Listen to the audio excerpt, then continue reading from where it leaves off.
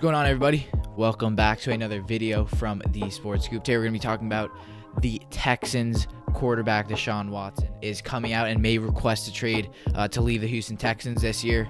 Obviously, they're ending the season 4-12, and recently he just hasn't been given the respect that a top 5 quarterback should be given. Oh, he's your franchise guy. The Texans organization, I don't know what is happening right now. And right now he has talked to teammates privately. If you guys haven't heard, talk to teammates privately about requesting a trade. The Texans recently signed Nick Castiero, the GM, originally from the Patriots, and Watson became very irritated because that's not someone he wanted for them to sign. He's your franchise guy. He asked them, he gave them some GM candidates that he thought were good, and they did not listen to him. I don't think they interviewed any of them. I don't think they've got in contact with any of them.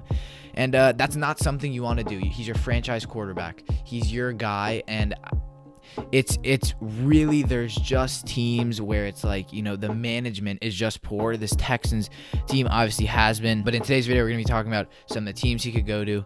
And yeah, Watson found out about the Castiero signing on social media on Tuesday. Didn't even find out from his team. They didn't even tell him that they were going to sign Castiero. And he commented later that night on Twitter, "Some things never change," which I think is fair enough. You're Deshaun Watson, I would as well be irritated. It's just the respect that it's obviously the respect here is lacking. Another big trade that happened last year was Deshaun Watson's star receiver, someone that would have helped him develop into a great quarterback over the years. They could have made a dynamic duo. One of the best in the league was the Hopkins trade, another situation in which he found out off social media, and the Texans organization failed to tell him, be like, "Hey, Deshaun, we're thinking about trading Hopkins. We could get some value," which they didn't get any value. If anything, they're just taking away from Deshaun, as we saw this year, why they went 4-12. They don't have options. Hopkins has made that whole trade a meme. Hopkins was one of the best, if not the best, receivers, and has been in that contention for so long. They trade him, don't tell Deshaun. And it's just, I feel like there are some teams where you're so good and you have status and you have players, where there are some players where you can, and I guess not disrespect, but there's some players you can hide stuff from them. But you're the Texans. You went 4-12. You don't have any first or second round picks, you know, and now you're getting in a situation where your star player, the best player in your organization, someone who you've planned to build this team around, you've made him angry. It's like the Wentz situation. Someone who's not even that good has been benched, and people are still like, "What are you doing, Peterson? You know, this is a quarterback who has led you to playoff, you know, chances, who's been a good quarterback," and you kind of just shatter that. A big reason, as if to Deshaun were to stay or to not, would be on, you know, what coach they end up signing. Obviously, Bill O'Brien's been fired, and you know that was deserved. You know, he's the reason why they don't have any first, second round picks. The Larry Tunsil trade is now with the Dolphins, who have the 3rd pick. That could have been the Texans. You could have gotten a top receiver like Devonta Smith there, or Jamar Chase for Deshaun. Obviously, they've traded away that pick, and Tunsil, who hasn't been amazing. I mean, I haven't heard much about Tunsil being the best tackle in the league, at least. So there's not that much going into this season. Deshaun Watson's been very good. Obviously, he's not led his team to wins, which is a knock on this whole Texans team. But you know, the quarterback, a lot of people hone in on when they're not doing well, just because it's the, you know, biggest position on teams, the biggest position in football, the most important. He led in passing yards in the regular season. He had his highest in yards. He had his highest in passing touchdowns, his highest in completion percentage throughout his career so far. I think he gets ragged on for having a 4-12 start, as I said earlier. But at the end of the day, he didn't have a star receiver in Will Fuller, suspended after that Thanksgiving matchup against the Lions. He had Brandon Cooks, was his second best receiver, who's, you know, kind of nearing the end of his prime, if even his prime. A lot of the games, I think it's 8 games, they were 1-score games. So it's not like this Texans team is in that.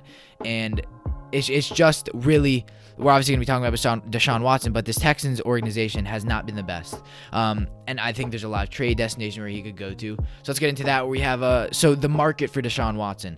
That's a big one in terms of where he will go, what's the market for him, what teams are looking for him, what's the trade value he has, as he is 25. You know, he's a prototypical quarterback. He's fast, gets out of the pocket. He's incredibly dynamic. I think a lot of pros have been saying he's not as much of a, you know, beautiful throw over the ball. He still, you know, has an arm, can throw it, you know, as far as any quarterback can, but he's a more of a, don't really put him in a system and he will just make plays downfield running the ball. I think with the market, I think it could fluctuate depending on, how it is. As I said, he's a dynamic quarterback. We haven't really seen him in a solid system that gives him weapons. Obviously, we had Hopkins, but recently, a system that hasn't given him weapons is kind of he goes out there and does his thing. He makes plays to make this football team better, to get those first downs. I think, he's had to run around making a lot of plays, which isn't bad, and I think there are some teams where it blankets their lack of dynamic players. If you plug in Deshaun Watson, he gives and fills that role of just someone who comes in and is immediately very, very talented. And as I said, nowadays there are a lot of coaches who, they have the system and they want to fit, and they want a quarterback who can do certain things and do this for that team. And I think Deshaun,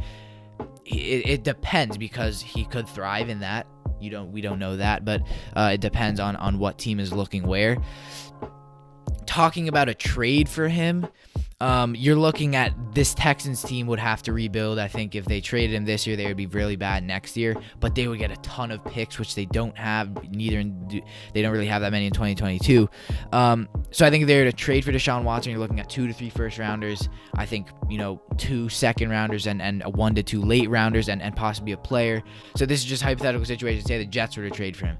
I'm assuming they would give Darnold and then some more picks. Say the 49ers were to trade for him, they would give him Garoppolo and picks. Say it's a team like the Vikings have. There's basically every single team has been interested in Deshaun. They would have to give up Kirk Cousins, or maybe they give up Adam Thielen. Who knows? I mean, it depends. So I think the Texans would be looking for a lot of value, which obviously affects the market because some teams have money, some teams don't. There's a $21.6 million cap charge that comes with his trade. Negotiations have to be built around that, as well as where they want him to go. And so the thing you have to remember when you're talking about the market is as I said, he is 25. He's a top 5 quarterback. He's prototypical. He's a very good player. And I think the market could be massive. I think coming into this offseason, this could be the, highest rated player. And at the end of the day, he might not leave. I think, say they sign Bieniemy or bring in a really good coach and he seems like it's a fit. And I think he's obviously now going to be pushing on them to let him into the thinking of what coach they want to get. This organization needs to include him in the search for a coach. I think they've hopefully learned their lesson by not giving him any say in the general manager hiring, as they got Casiero. But we'll see there. Now, here's some teams I like for Deshaun Watson to go. I think the Jets could be a good team. I've talked about Surridge. He's another kid on our channel. He's a Jets fan. And at first, I was pushing for it. I think the Jets are my first pick. I think that's the best one.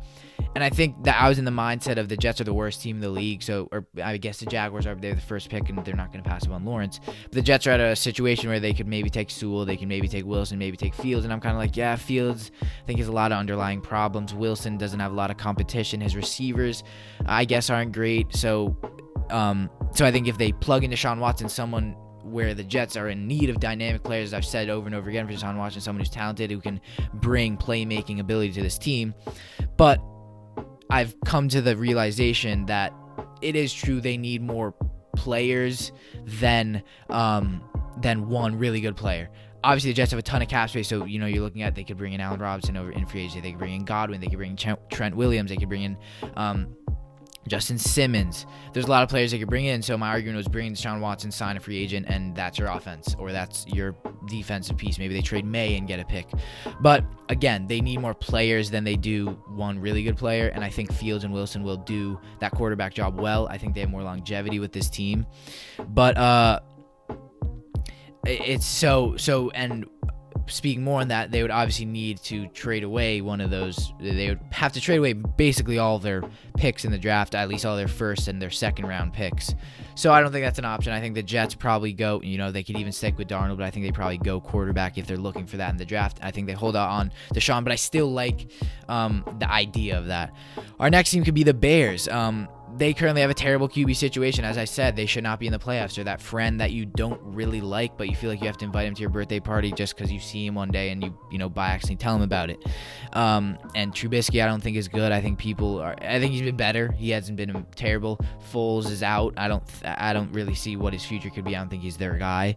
So Deshaun could fit there. Again, they would need to give him a lot of picks. I don't know if the Bears have that much value, but Allen Robinson again has potential to be a top 5 receiver when given a quarterback. So the Bears might push for that if they're trying to keep Robinson, if they re-sign him, but obviously he's a free agent.